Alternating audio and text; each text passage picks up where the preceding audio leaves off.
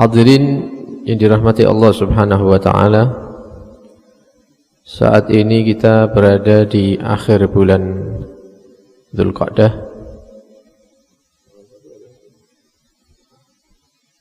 Beberapa hari lagi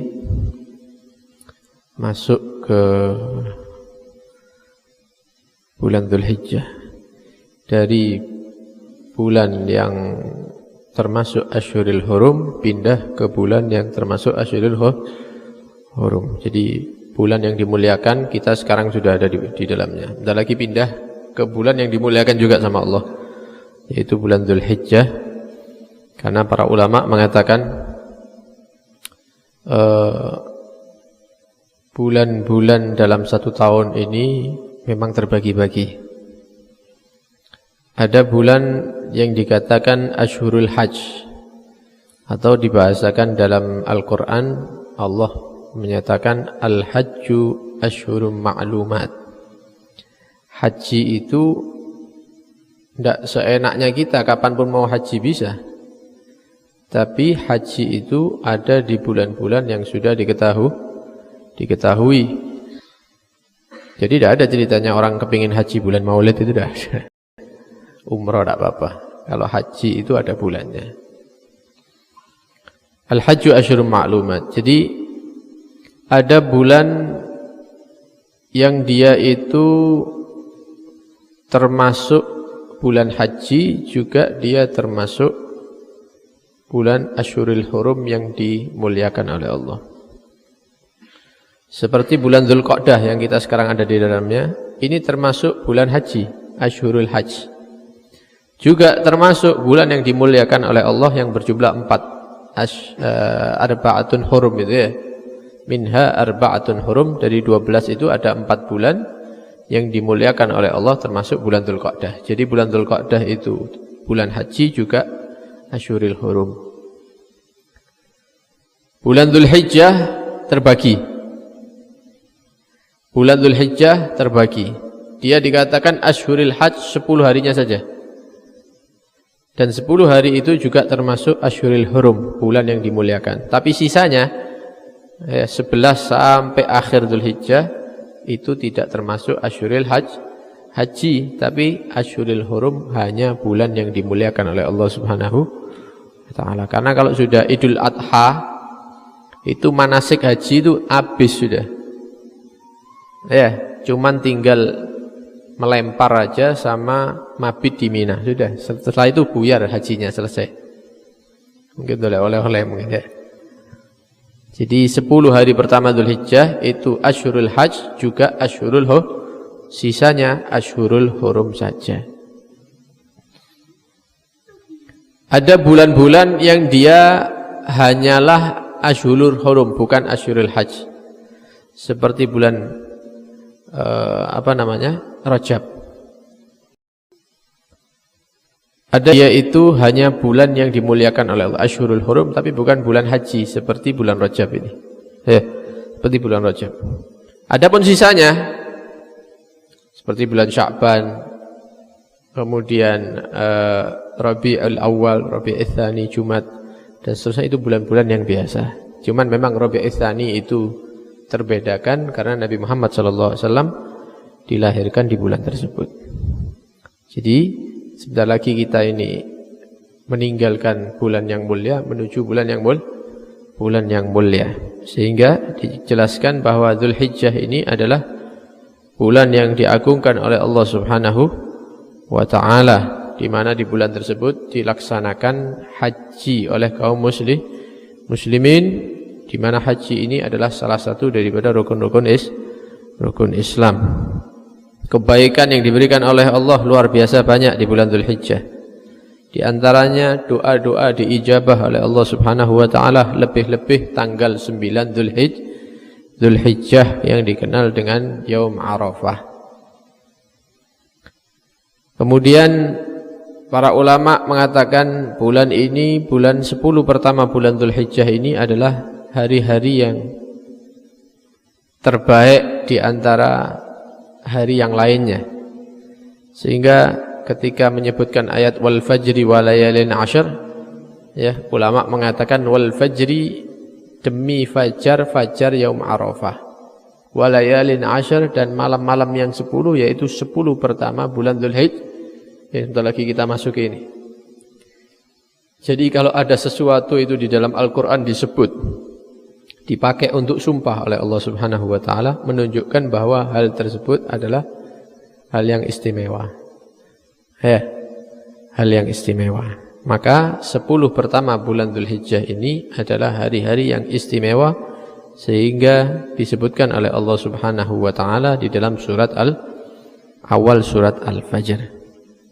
Nah, apa saja yang dianjurkan ketika memasuki bulan Dzulhijjah, terutama 10 pertama bulan Dzulhijjah? Maka para ulama mengatakan dianjurkan yang pertama yaitu berpuasa.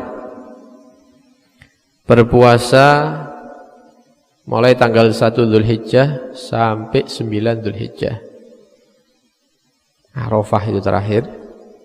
Kemudian tanggal 10, 11, 12, 13 tidak boleh puasa, karena haram hukumnya puasa. Puasa Idul Adha haram. Puasa Ayyamut Tasyrik, Ayyamut Tasyrik itu 11, 12 dan 13 ini juga haram hukumnya. Sisanya 14, 15, 16 ini dikatakan Ayyamul Bid, hari-hari yang bulan itu terang. Ini disunahkan puasa di setiap bulannya. Ya, lebih ditekankan lagi kalau bulan tersebut termasuk Asyurul Hurum, bulan yang dimuliakan seperti bulan Dzulhijjah. Jadi mulai 1 sampai 9 puasa, kemudian 14, 15, 16 puasa. Ya, dan di akhir bulan juga disunahkan puasa. Ya, mungkin 28, 29 tanggal 1 mungkin, atau 29, 30 tanggal 1 begitu. Ini dikatakan ayyamus sud, hari-hari yang gelap, yang hitam, karena bulan sudah tidak nampak lagi. Ini juga dianjurkan. Ya, berarti puasanya berapa hari itu? 9 tambah 3 tambah 3. 15 hari berpuasa. Ya. Ini bagi yang mampu, yang muda, yang kuat, yang semangat. Ya. Tidak mampu, Beb. Kalau tidak mampu, ya diambil sebagian. Ya, diambil sebagian. Minimal kita puasa tanggal 8 hari Tarwiyah dan tanggal 9, yaitu hari Arafah. 8 dan 9. Ini minimal kita berpuasa di bulan Dzulhijjah. Nah, karena dalam satu keterangan dikatakan, riwayat daripada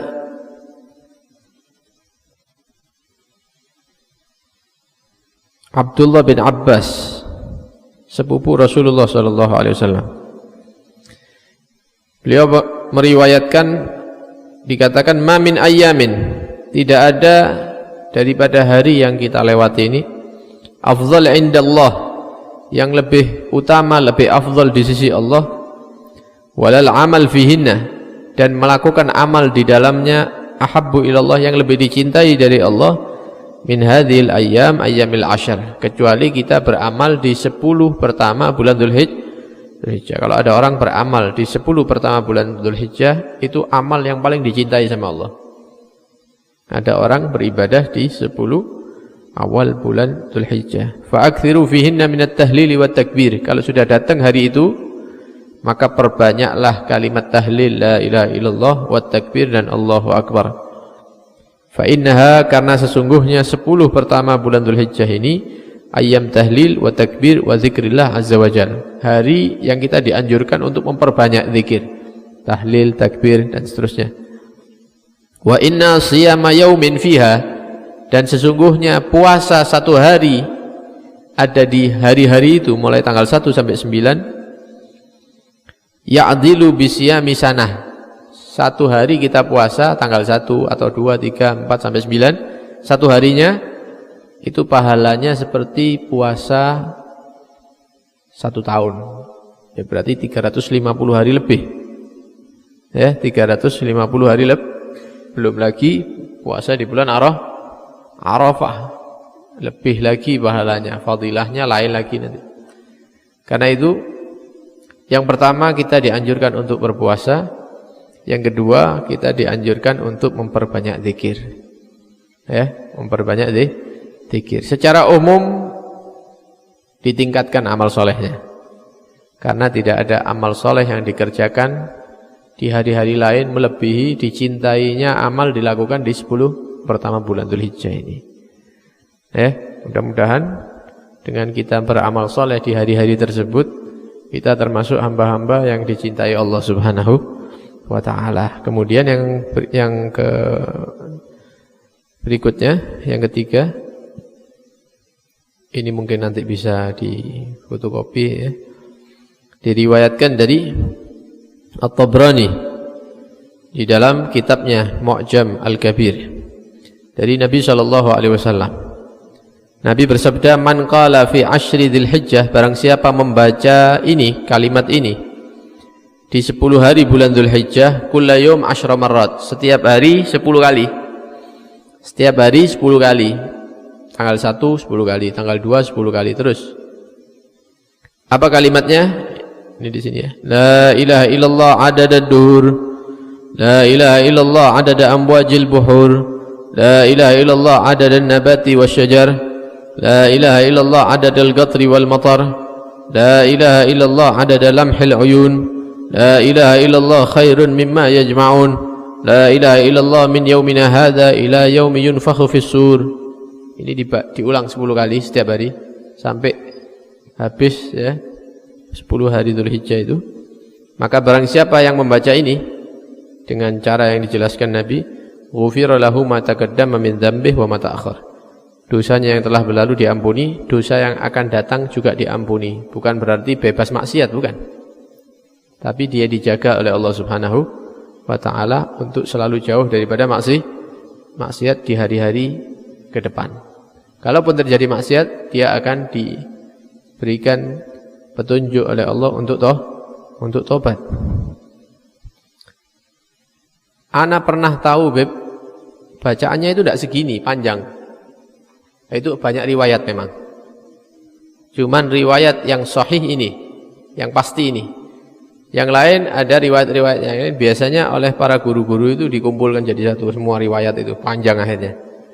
Nah, itu juga bagus. Ya, berarti itu mengumpulkan daripada banyak riwayat dikumpulkan ditulis semua. Ini kan cuman beberapa ini ya. Mungkin ada 7 atau 8 ini kalimatnya. Ini hadisnya yang sahih. Ya. Dan ini pas bagi kita yang malas-malas ini ya. Karena sebagian dari kita sudah tahu ini kadang saya tidak mau coba meneng sing dawa. Ya mudah-mudahan aja mulai tahun ini rutin baca ya. Dengan harapan dosa-dosa kita diampuni oleh Allah Subhanahu wa ta'ala. Kalau takbiran Idul Adha itu mulai, kalau yang bukan haji itu mulai maghrib ya. Mulai subuh ya. Subuh setelah sholat subuh tanggal 9 Arafah ya. Habis sholat subuh tanggal 9 takbiran. Ya, ini takbir setelah sholat. Ya, takbir setelah selesai sholat. Sholat apapun. Sholat fardu, sholat sunnah. Ya, sholat yang dilakukan sekarang atau qadha misalnya, sholat berjamaah, sholat sendiri. Setelah salam mulai subuh Arafah tanggal 9 ya, itu disunahkan takbiran. Untuk takbir yang bebas yang dimanapun ya berarti mulai malam Id berarti. Ya, terbenamnya matahari malam 10 Dzulhijjah, besoknya Id, itu mulai takbir yang disunahkan terus menerus takbiran. Sampai kapan? Sampai imam takbiratul ihram salat Idul Adha. Ya, sampai takbiratul ihramnya imam Idul Adha selesai wis takbirane. Tapi takbir setelah salat masih lanjut. Sampai tanggal berapa? Sampai tanggal 13 Asar. Setelah sholat Asar tanggal 13 itu terakhir takbiran. Setelah itu tidak ada takbiran lagi setelah sholat. Jadi dimulai dari subuh Arafah. Setelah subuh Arafah takbiran setelah sholat. Berarti zuhur ya takbiran ya. Jumat insyaAllah. InsyaAllah Arafahnya hari Jumat. Jumat ah? Gitu ya. Ya, sekitar itulah ya. Kalau tidak Jumat ya Sabtu salah di sini wis. Ya. Tergantung tanggalannya. Ya. Jadi mulai subuh Arafah, setelah sholat subuh takbiran. Setelah duhur takbiran, setelah asar takbiran. Setelah maghrib, nah ini mulai takbir yang mutlak itu, yang bebas. Takbir terus sampai sholat id. Setelah sholat id, berarti tanggal berapa? 10 Dzulhijjah itu. Setelah sholat id, berhenti takbir yang umum itu, yang lanjut terus itu berhenti, selesai. Duhurnya, setelah sholat duhur takbiran lagi, masih tanggal 10 itu. Asar takbiran. Maghrib setelah sholat takbiran, setelah sholat ya, setelah isya takbiran, subuh tanggal 12 takbiran terus sehari itu. 13 besoknya lagi subuh, duhur, asar. Habis sholat asar itu terakhir takbiran. Habis sholat asar di masjid, di musola, salam, takbiran Allahu Akbar, Allahu Akbar. Setelah itu wis mari wis maghrib dan takbiran mana selesai. Ya, nah ini kita amalkan. Juga ada amalan-amalan yang lain. Mungkin nanti yang muda-muda ini bisa dikirim lewat media sosial ya, WhatsApp, bacaan-bacaan Arafah dan bacaan-bacaan persiapan untuk menghidupkan malam Id. Ya, disunahkan menghidupkan malam Idul Fitri dan malam Idul Adha, karena ada hadis yang mengatakan man ahya lailata al-Id wan Nahr, ya, ahyallahu qulubahu yauma tamutul qulub. Barang siapa yang menghidupkan dua malam Idul Fitri dan Idul Adha, maka hatinya akan dihidupkan oleh Allah di saat hati manusia ini semuanya mati. Jadi dihidupkannya bukan ente merconan, bukan. Ya. Nguripna lampu-lampu, bukan, dihidupkan dengan ibadah. Ya, mungkin menghatamkan Al-Qur'an atau zikir, salat, ya, baca Quran dan lain-lain. Takbiran ya sampai subuh. Iya, lek kuat. Ya, lek kuat maghrib sampai subuh. Lek tidak kuat ya sebagian malam, ya kebanyakan malam dihidupkan. Lek tidak kuat minimal salat maghrib berjamaah, salat isya berjamaah, salat subuh berjamaah. Ya, minimal itu. Ini paling rendah menghidupkan malam Idul Adha. Kurang tuh iku beb ndak ono, ditawar sih ya. Ndak ono, tidak ada kelasnya itu berarti. Yang terakhir ini kelasnya orang-orang yang malas. Ya, dia menghidupkan dengan berjamaah saja malam hari itu. Mudah-mudahan Allah Subhanahu wa taala memberikan kita panjang umur, insyaallah, sehat walafiat, bisa terus untuk meningkatkan ibadah kepada Allah Subhanahu wa taala. Amin ya rabbal alamin. Sallallahu alaihi sayyidina Muhammad wa alihi wasallam. Alhamdulillah. Kurban, ada yang kurban ayam gimana? Memang para ulama itu menganjurkan bagi orang yang belum mampu ya, bukan mampu lah, belum mampu. Kalau masih tidak mampu beli kambing, nyembelih ayam. Karena memang ada pendapat ulama yang mengatakan boleh kurban dengan ayam. Ini orang-orang dulu biasanya gitu ya, kalau tidak mampu, ayam disembelih, kemudian dibagikan kepada orang-orang fakir miskin. Tidak apa-apa praktek. Tidak ono beb ayam beb endok ya. Tidak ada endok. Tapi yang mampu ya jangan pura-pura tidak mampu. Yang mampu jangan pura-pura tidak mampu.